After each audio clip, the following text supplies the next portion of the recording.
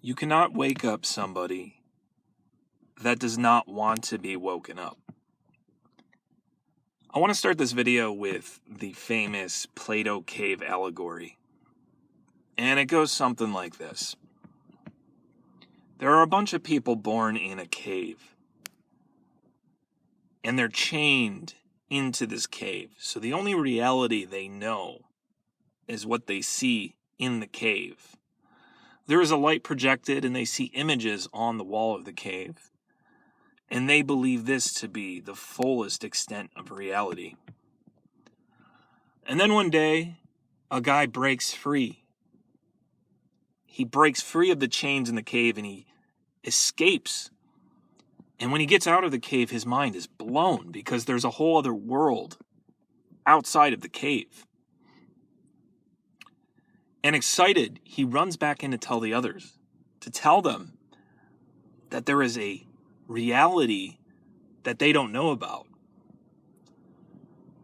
But the people in the cave reject his message. And not only do they reject his message, but they actively fight against him. And they decide that staying in slavery is the answer for them. So what does this allegory teach us? And why do the people in the cave stay in the cave when the guy comes back in excited to tell them about this reality that exists that they don't know about? Well, it's because they can't perceive anything else. They are operating in a narrow perception where their whole perception of reality is in the confines of the cave. And because they have never perceived anything outside of the cave, and because they believe that everything within the cave is all that exists, they don't even believe they're in slavery, and they are not aware of it. And I found this analogy to be really helpful in explaining people that are awake versus people that are not awake. Because people that are awake are the guy that escaped out of the cave. They understand that that reality is far more complex than this narrow perception. And then you have the majority that are basically still in the cave. They're cave dwellers. So I think this analogy is helpful because we're in a time period where there is some really wild stuff going on, right? And I could say with absolute certainty that if everybody in society was awake to what was going on could never be successful. Because when you have a collective unity of people that completely understand, are aware of what's happening, you outnumber the small minority that is trying to essentially put the whole planet into slavery.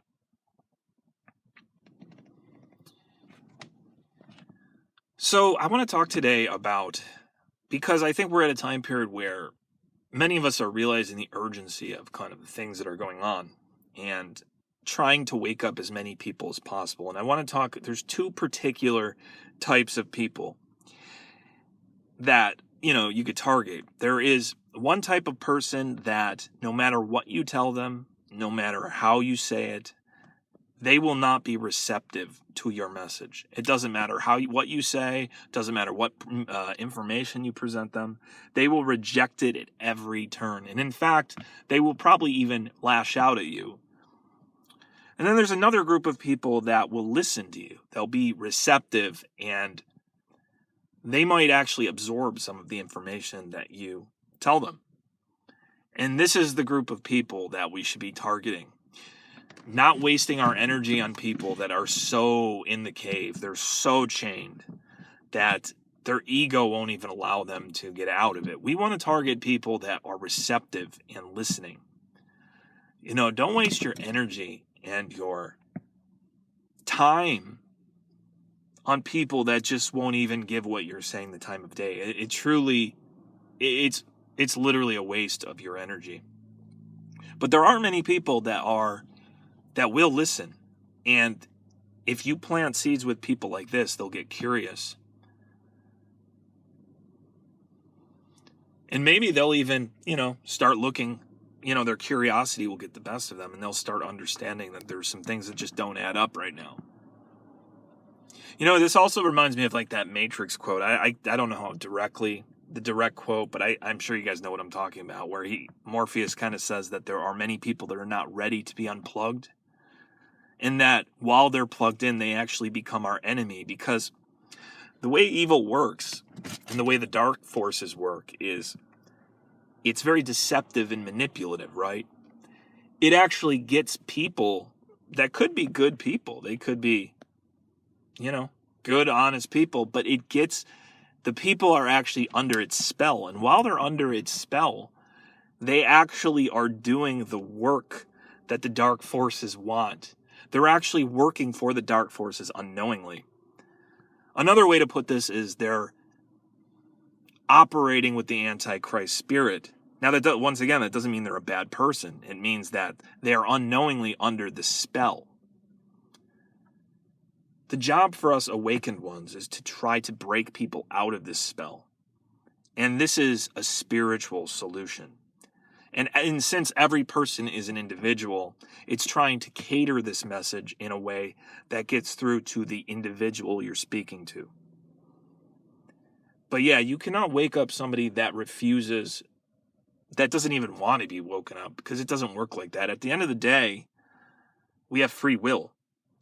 And at the end of the day, some people are just so far gone. I mean, that's just the reality right now. That's just, some people are just so far gone that it doesn't even matter what you say.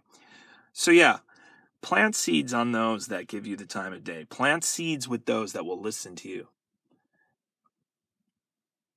So I hope everyone is having a wonderful day today. And I love you guys. Keep your head up. Keep connecting to God. Much love and peace.